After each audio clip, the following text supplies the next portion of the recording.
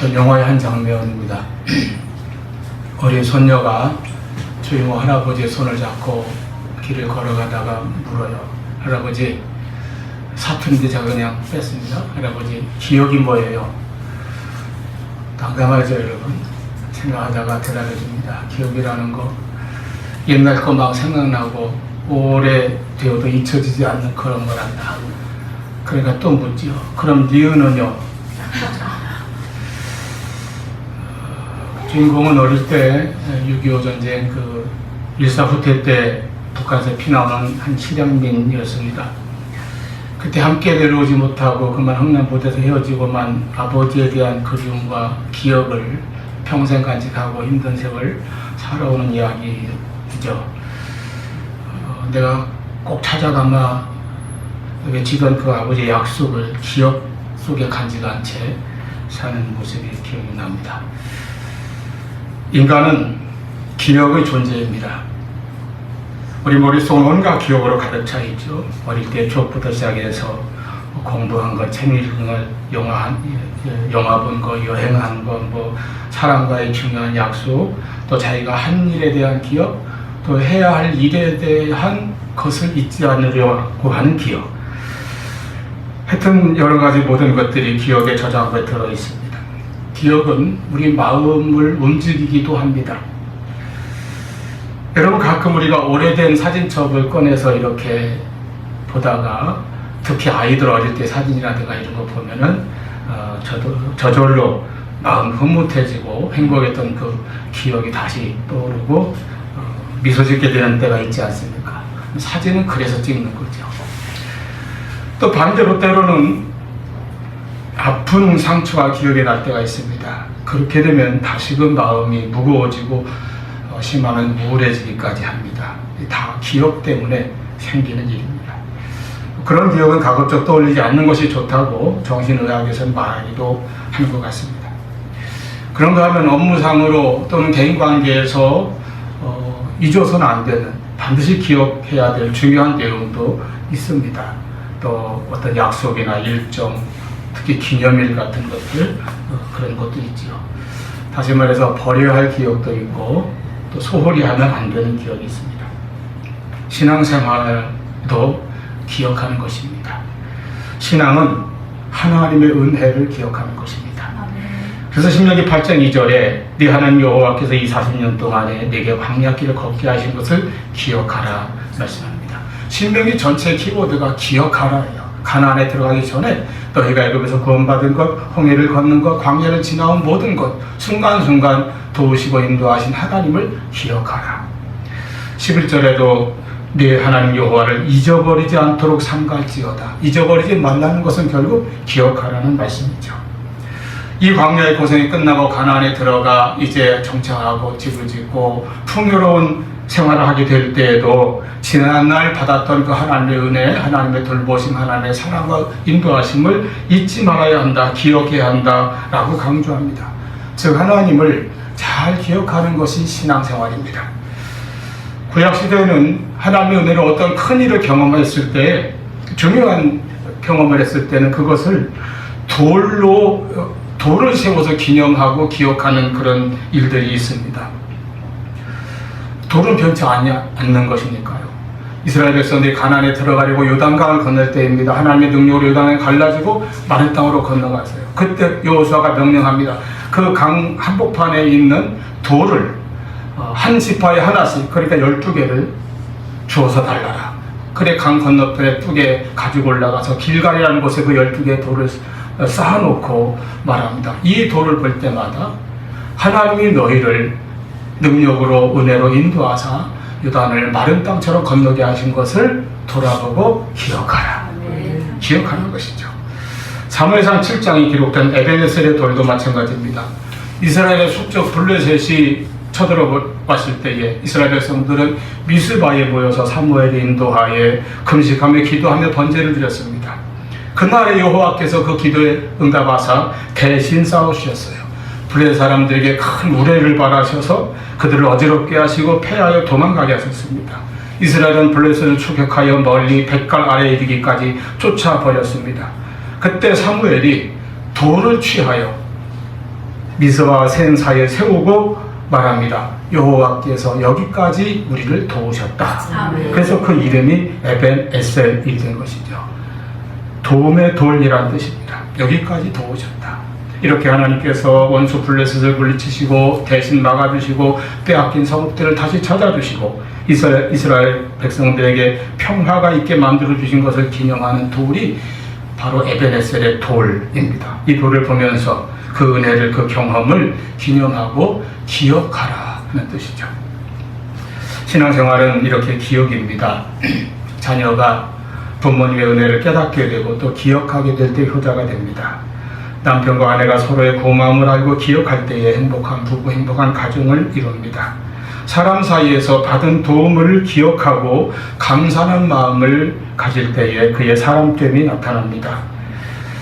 그렇듯이 우리가 하나님 앞에서 하나님의 은혜를 깨닫고 또 기억하고 간직할 때 참 성도가 되고 하나님의 백성, 하나님의 자녀가 되는 것입니다.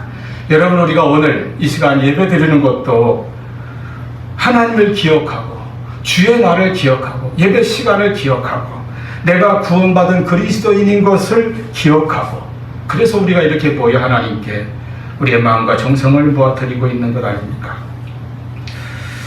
여러분, 기억하라 이 말씀은 늘 잊지 말고 머릿속에 또는 마음속에 간직하고 살아라, 그 믿음을 가지고 살아라, 그런 뜻이 되겠죠. 우리 모두 여러 가지 기억을 가지고 살지만은 우리가 반드시 기억해야 될 것을 오늘 본문 1절 말씀이 말씀하고 있습니다. 너는 청년의 때에 너의 창조주를 기억하라. 여러분, 사람이 창조주 하나님을 알고 하나님을 기억하며 인생을 살아야 한다는 말씀입니다.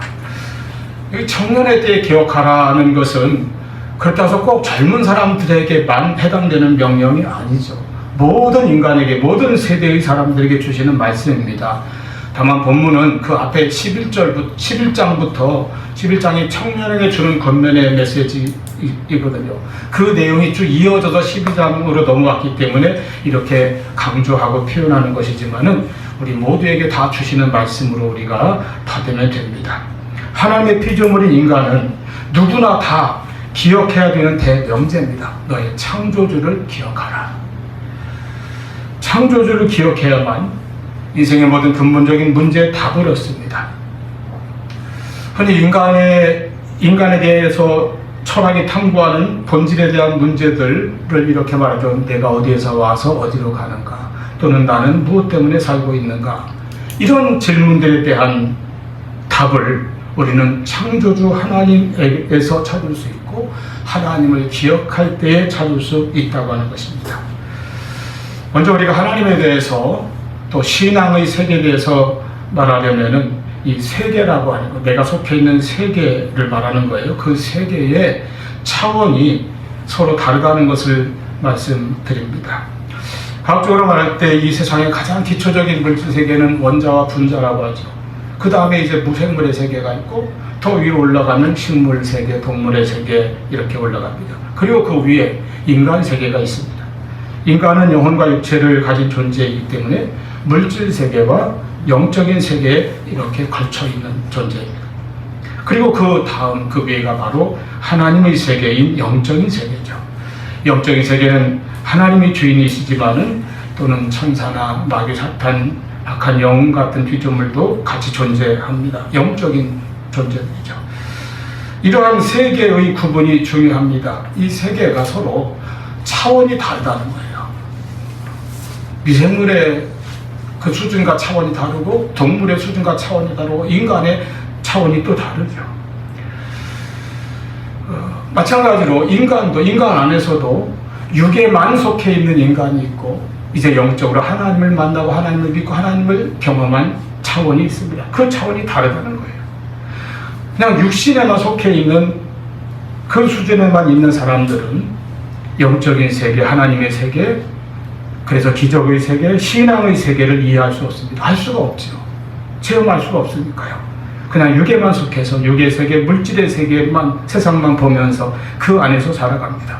그런 사람들은 영의 세계의 일들을 알지 못하고 이해하지 못합니다.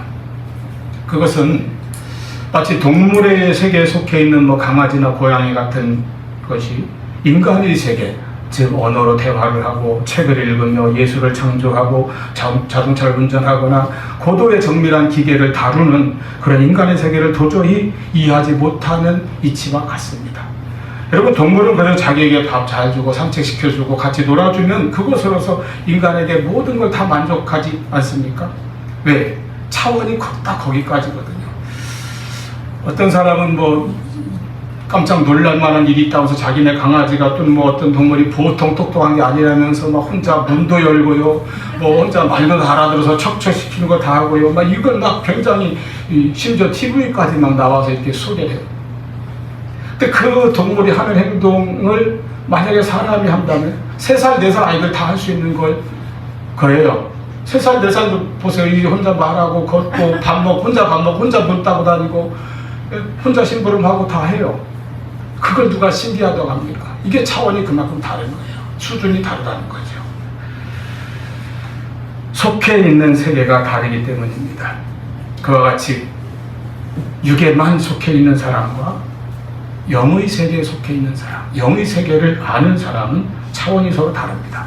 보는 것이 다르고 생각하는 것이 다르고 깨닫는 것이 다릅니다. 기억하는 것도 다릅니다. 속해 있는 세계가 다르니까요. 그래서 육에만 속해 있는 사람은 영적인 세계, 신앙의 신비, 기적과 능력을 알지 못하고 이해하지 못합니다. 하나님의 창조, 그리고 하나님의 은혜, 예수 그리스도의 대속을 통한 구원, 십자가의 그 사랑, 부활, 구원, 영생, 천국, 성령의 역사, 기도의 능력, 이런 것을 도저히 체험하지 못하고 받아들이지 못하는 것입니다. 육신의 인간이 영이신 하나님을 온전히 알 수는 없습니다. 따라서 하나님은 지식의 대상이 아닙니다. 오직 영적인 이해와 성령의 감동과 믿음으로 이해할 수 있고 체험할 수 있는 분입니다. 하나님은 스스로 계시며 하나님은 전능하시고 하나님은 영원하신 분입니다. 동물과 인간의 수준이 그렇게 수준이 다르듯이 같은 사람이라도 육에만 속한 사람과 영에 속한 사람은 영적인 이해가 이렇게 수준이 다르다고 하는 것이죠. 따라서 인간이 자기의 그 영적 수준을, 영적인 소속을 어디에 두느냐에 영적인 문제와 이 신앙의 세계를 이해하느냐 못하느냐가 결정이 될 수 있습니다. 창조주 하나님을 믿으면 모든 것을 믿게 됩니다. 성경의 진리와 성경에 기록된 여러 가지 기적들도 믿을 수 있게 됩니다. 신앙은 영의 세계입니다. 여러분, 만약에 성경 속의 기적 이야기들이 과학적으로 또는 인간적인 지식으로 증명이 되고 이해가 된다면 기독교 신앙은 세상의 한낱 이론과 다를 바가 없지 않겠습니까? 성경은 과학 교과서가 아니라 영적인 계시로 쓰여진 책입니다. 그렇기에 유한한 인간이 무한한 하나님을 다 알 수 없고 육신의 인간이 영적인 하나님, 영이신 하나님을 온전히 알 수 없지만은 우리는 지식으로가 아니라 믿음으로 그리고 성령의 감동으로 하나님을 이해하고 하나님을 만나고 하나님을 체험할 수 있는 신앙의 세계에 들어가는 것입니다. 아멘. 그래서 우리는 창조주 하나님을 믿어야 하고 기억해야 합니다. 우리가 창조주 하나님을 알고 창조주를 기억할 때에 아까 인생의 근본적인 문제들, 우리의 질문들에 대해서 알게 해준다고 했죠. 첫째로 우리는 내가 어디에서 왔는지 정확하게 알 수 있습니다. 나는 하나님께서 창조하신 하나님의 피조물이라고 하는 사실입니다. 여러분, 인간의 기원, 인간이 어디에서 왔는지에 대해서 대표적으로 2가지 이론이 있죠. 하나님께서 창조하셨다는 창조론과 인간은 우연히 생겨서 진화했다고 하는 진화론입니다. 소위 과학이라는 것을 맹신한 인간이 붙들고 있는 이론은 이런 것입니다. 인간의 기원을 저 거슬러 올라가서 어떤 박테리아 같은 그런 미생물 같은 것이 차츰 진화해서 수억의 세월을 거치겠죠. 그래서 이제 결국은 원숭이를 거쳐서 인간이 되었다라는 것이죠. 그런데 그 거슬러 올라갔을 때 최초의 그 어떤 박테리아 같은 것은 어떻게 생겼는가? 저절로 생겼다는 겁니다. 그게 결론이에요. 그렇게 믿는 것이죠. 여러분, 이성과 지성과 양심과 인격을 가지고 있는 이 복잡하고 오묘한 인간이 결국 거슬러 올라가서 저절로 생겼다고 믿는 것을 가장 과학적이라고 받아들이고 있는 것이죠. 참으로 우주에서 이렇게 가장 귀중한 가치를 가지고 있는 존귀한 인간이 한낱 무슨 박테리아 같은 것에서 진화를 거쳐서 무슨 조류나 어류, 파충류를 거쳐서 원숭이를 거쳐서 이 인격을 가진 인간이 되었다고 하는 것을 진리로 믿고 있다는 것이죠. 이런 어처구니없는 가설을 굳게 붙잡고 있는 이유는 무엇입니까? 그것은 한 가지, 하나님을 믿지 않으려고 그런 것입니다. 왜 진화론을 믿습니까? 하나님을 믿지 않기 때문에 그런 거예요. 하나님을 인정하지 않으니까, 하나님을 믿기 싫으니까, 하나님을 거부하니까 믿을 것은 진화론밖에 없다는 것입니다. 결국 진화론의 결론이 어디로 가겠습니까? 허무주의죠. 혼란입니다. 왜 그렇습니까? 창조주를 인정하지 않으니까요. 생명의 기원을 무에서 찾고 우연에서 찾으니 그 자체가 혼돈과 무질서일 수밖에 없습니다. 자식이 부모를 부인하고 거절하듯이 인간이 창조주 하나님을 거절하고 부정하니까 이 인간의 존재가 동물적인 무질서와 혼돈과 인생의 무의미에 빠집니다. 그러니까 만민이 만민에 대해서 적이 되고, 라틴어로 호모 호미니루푸스라고 옛사람들이 그렇게 말했죠. 그래 서로 대적하고 죽이는 그런 짐승 같은 존재로, 그런 사회로 변해버린 것 아닙니까? 이유는 하나예요. 창조주 하나님을 부인하기 때문입니다. 하나님을 거부하기 때문입니다. 인간이 부모에게 불순종하고 거역하면 불효자식이요, 부모를 버리고 잊으면 폐륜이 됩니다. 이사야 1장 2절로 4절 말씀에 하늘이여 들으라, 땅이여 귀를 기울이라. 여호와께서 말씀하시기를 내가 자식을 양육하였거늘 그들이 나를 거역하였도다. 소는 그 임자를 알고 나귀는 그 주인의 구유를 알건만은 이스라엘은 알지 못하고 나의 백성은 깨닫지 못하는도다 하셨습니다. 슬프다. 범죄한 나라여, 허물진 백성이요, 행악의 종자요, 행위가 부패한 자식이로다. 그들이 여호와를 버리며 이스라엘의 거룩하신 일을 만홀히 여겨 멀리하고 물러갔도다. 이것이 하나님의 탐심이에요. 하나님을 만홀히 여긴다는 것은 하나님을 업신 여긴다는 것입니다. 여러분, 그러므로 우리는 기억해야 합니다. 내가 어디에서 왔는가? 우리는 하나님께서, 창조주 하나님께서 나를 만드셨음을 늘 기억하시기를 바랍니다. 하나님이 나를 만드셨고 나를 이 땅에 살게 하셨습니다. 창조주를 기억하며 사십시오. 두 번째로, 우리는 무엇 때문에 사는가를 알 수 있습니다. 창조주 하나님을 기억할 때 우리는 하나님께서 나를 지으실 때에 나를 위해서 뜻을 가지고 계시다는 것을 알게 됩니다. 여러분, 나는 아무렇게나 던져진 존재가 아닙니다. 우연히 존재하는 것도 아닙니다. 그러므로 아무 목적도 뜻도 없이 그저 살아가는 것이 아닙니다. 우리에게 창조주 하나님께서 살아야 할 목적과 해야 할 일을 주셨기 때문에 우리는 하나님을 믿으며 하나님을 기쁘시게 하며 하나님께서 주신 그 인생의 사명을 깨닫고 살아가는 사람들입니다. 인간에게 하는 가장 혹독한 말은 너는 쓸모없는 존재라고 하는 말이라고 합니다. 그럴 것 같아요. 그러나 우리는 하나님의 피조물입니다. 하나님의 작품입니다. 하나님의 선하신 뜻을 따라 하나님의 선한 일을 위하여 지음받은 존재입니다. 전능하신 하나님께서 나를 창조하실 때 뜻도 없이 목적도 없이 지으셨겠습니까? 아무 쓸모없이 우리를 만드셨겠습니까? 내가 진정 나의 창조주 하나님을 기억한다면 우리는 나 자신을 결코 쓸모없는 존재라고 여기지 않을 것입니다. 우리에게는, 저와 여러분에게는 하나님의 뜻과 목적이 반드시 있는 것입니다. 이것을 알지 못하고 살아갈 때 평생을 고민하고 방황하며 자신과 아무리 싸워도 답을 얻지 못합니다. 열등감 때문에 고통을 받습니다. 그러나 하나님께서 나를 만드셨다, 이 믿음을 가질 때에 우리는 건강한 자기의식, 건강한 자아상을 가지고 건강한 삶을 살아갈 수 있을 것입니다. 우리는 지난날 이렇게 저렇게 실패했다고 해서, 또는 지금 내가 너무 약하고 초라하고 부족하다고 해서 낙심하거나 포기하지 않습니다. 창조주 하나님의 능력을 믿고 의지하면서 우리는 다시 시작할 수 있는 사람들입니다. 나는 하나님께 필요하고 쓰임받는 존재이기 때문에 세상에서도 또는 다른 사람들에게도 필요한 사람이 되는 것입니다. 오늘날은 많은 사람들이 다른 사람과의 관계를 스스로 단절하고 사는 경우가 많죠. 그런 사람들의 마음속에는 다른 사람이 다 나를 좋아하지 않는다, 사랑하지 않는다, 싫어한다라고 하는 혼자 단정하는 그런 믿음이 있습니다. 그의 마음을 닫는 거예요. 그러나 내가 하나님의 피조물임을 알고 하나님의 사랑을 받는 존재임을 안다면 하나님이 이렇게 나를 사랑하시는데 나는 사랑스러운 존재다 라고 하는 것을 우리가 깨닫게 되고 믿게 되고 받아들이게 됩니다. 그러면 우리의 마음을 열고 나도 다른 사람을 사랑으로 대하며 살아가게 될 것입니다. 창조주를 기억하는 사람은 하나님께서 나에게 주신 인생의 사명을 알고 이것이 소명이 되어서 이 일을 통하여 하나님의 영광과 하나님의 사랑을 나타내며 살아갑니다. 나를 통해서 하나님의 뜻과 하나님의 사랑이 이루어지도록 우리는 믿음 안에서 하나님의 뜻대로 살아가는 것입니다. 여러분, 우리 각자는 하나님께 반드시 쓰임받습니다.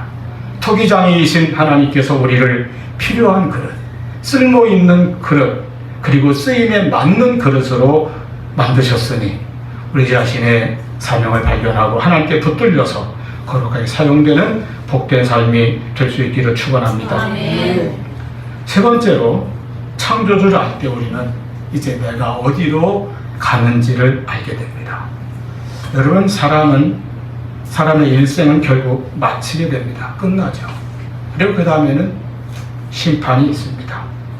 특별히 창조주를 기억하라 이 말씀을 청년이여 이렇게 젊은이에게도 강조하는 이유가 있어요. 그들은 모든 인생, 모든 세대 사람들 다 대표해서 말하는 것이지만은 특별히 청년에 따라고 하는 것은 그 시기가 참으로 중요한 시기이기 때문입니다. 청년의 때는 인생의 황금기입니다. 가장 힘차고 꿈이 있고 희망이 있고 가능성이 있는 시기입니다. 동시에 가장 유혹도 많고 시험도 많아서 넘어지기도 쉬운 시기이고 방황하기 쉬운 시기입니다. 청년의 때에 빠지기 쉬운 함정 중에 하나는 시간을 낭비한다는 것입니다. 청년의 때야말로 시간을 헛되게 보낼 수도 있고 또 알차게 보낼 수도 있는 그러한 갈림길의 시기입니다. 여러분, 인생에서 허비하고 나서 돌이킬 수 없는 것이 바로 시간입니다. 돈은요, 좀 손해보거나 잃어버렸어도 땀 흘려 열심히 일하면 다시 벌 수 있어요. 건강 좀 상했다가도 잘 치료받고 또는 이렇게 운동해서 회복할 수 있어요. 뭐 관계라든지 이런 거 다 그렇습니다. 그러나 시간은 허비하면 돌이키지 못합니다.致命적이죠. 이 사실을 다 알면서도 헛되이 보내버리는 것이 시간입니다. 그래서 청년의 때가 중요한 것입니다. 그 때에 하나님을 기억하라고 하는 말씀입니다. 바른 신앙을 가지고 살라는 것입니다. 또 청년의 때에 기억하라는 것은 더 늦기 전에 기억하라는 거예요. 이어서 하신 말씀이죠. 내 곤고한 날이 오기 전에 기억하라. 곤고한 날은 언제입니까? 인생의 겨울을 말합니다. 인생의 노년기를 말하죠. 그리고 죽음이 임박한 시간을 말합니다. 그날이 오기 전에 지금 기억하라는 말씀이에요. 더 이상 아무 기회가 남아있지 않게 될 때까지 미루지 말고 지금 기억해야 한다는 것입니다. 제가 어릴 때 들은 부흥사 목사님들의 단골 말씀이 있었어요. 천국 가면 할렐루야 아멘 소리가 풍성하지만 지옥 가면 껄껄 소리가 가득 찼다고. 내가 그때 예수 믿을걸, 내가 그때 교회 다닐걸, 내가 그때 회개할걸. 이제 아무리 후회해도 아무리 회개해도 돌이킬 수 없는 것이 지옥이라는 것이죠.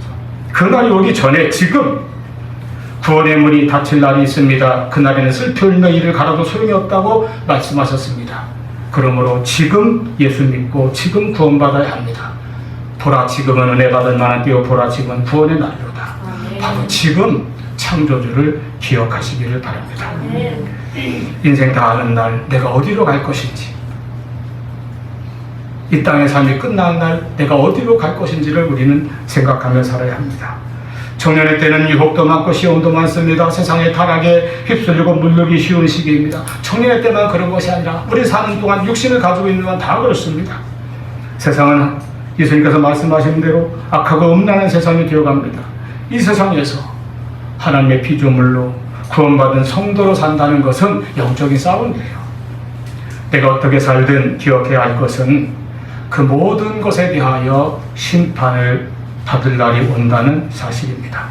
오늘 본문 앞장 전도서 11장 9절 젊은에게 주는 교훈의 말씀입니다. 청년이여 내 어린 때를 즐거워하며 내 청년의 날들을 마음에 기뻐하여 마음에 원하는 길들과 내 눈이 보는 대로 행하라. 그러나 하나님이 이 모든 일로 말미암아 너를 심판하실 줄 알라.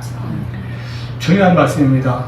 좀 이해하기 쉽게 세 번역으로 다시 봉독해드립니다. 젊은이여 젊은 때에 젊은 날을 즐겨라. 내 마음과 눈이 원하는 길을 따라라. 다만 내가 하는 이 모든 일에 하나님의 심판이 있다는 것만은 알라. 하나님의 심판이 있다는 것만은 알라.